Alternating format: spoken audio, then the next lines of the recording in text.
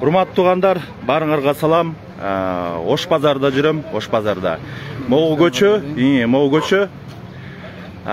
Токтогул көчөдө Бейшеналиевадан тетиги эмеге Кулиевага чейин. Силерге көрсөтүп коеюн да. Могу негизи жол да. Жол. Ана көрүп атасыңарбы, макта азыр пробкалар болуп, бир эле машина өтүп атат да. Бир эле машина. Калган машиналар баягы соодага келип, маякта монда туруп калып атат да. Могу жер, бул көчө, проезжий часть. Проезжий частьта маякта соода саттыктар болуп атат. Соода саттык. Эми элди деле туура түшүнсө болот. Могу жерден эме ар бир киши өзүнүн оокатын кылып атат.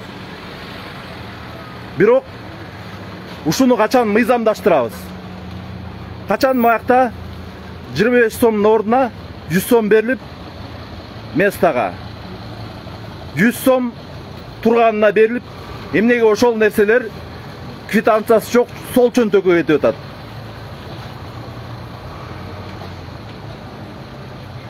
Бизе тартип болобу же болбойбу? Же ушул жерлерди толугу менен алгыла, же элге мыйзамдаштырып официально кассага түшсүн. Эгерде соода болуп атса, анда уруксат бергиле. Бирок ушул нерсенин баарын мыйзамдуу кылгыла. Кыла албаса, парковка, стоянканын директору иштен кетсин. Колунан келбейт. Ушул жерге тартип алып келе албайм деп. Өзүңөрдүн оюңарды комментарийге жазгыла. Мен Адил Кыргыз силер менен.